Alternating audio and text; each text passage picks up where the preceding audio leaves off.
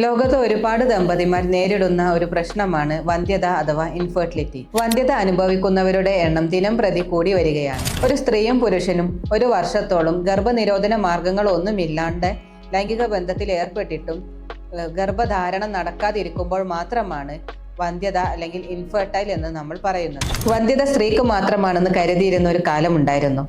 എന്നാൽ പുരുഷന്മാരും ഇപ്പോൾ ഇതിന്റെ ചികിത്സക്കായിട്ട് വരുന്നുണ്ട്. സ്ത്രീകളിൽ ഹോർമോൺ തകരാറുകൾ, അണ്ഡാശയ രോഗങ്ങൾ, PCOD, എൻഡോമെട്രിയോസിസ്, അണ്ഡവാഹിനി കുഴലുകളിലെ തകരാറുകൾ ഇതുമൂലമാണ് പ്രധാനമായും ഇൻഫെർട്ടിലിറ്റി അഥവാ വന്ധ്യത ഉണ്ടാകാം. എന്നാൽ പുരുഷന്മാരിൽ ബീജാണുക്കളിലുള്ള പ്രശ്നങ്ങൾ, വെരിക്കോസിൽ, തൈറോയിഡ്, ഹോർമോൺ പ്രശ്നങ്ങൾ, പ്രമേഹം, ബീജത്തിലെ പഴുപ്പ്, ജീവിതശൈലി അതായത് പുകവലി, മദ്യപാനം തുടങ്ങിയ ശീലങ്ങൾ ഉള്ളവരിലും വന്ധ്യത കണ്ടുവരുന്നുണ്ട്. ആയുർവേദത്തിൽ കൃത്യമായ അനാലിസിസിനു ശേഷം സ്ത്രീദോഷങ്ങളായ വാതപിത്ത കഫങ്ങളെ അടിസ്ഥാനപ്പെടുത്തി ഉള്ളിലേക്കുള്ള മരുന്നുകളും അതോടൊപ്പം പഞ്ചകർമ്മങ്ങളും കൂടി ഉൾപ്പെടുത്തി ചികിത്സിച്ചെടുക്കാവുന്നതാണ്.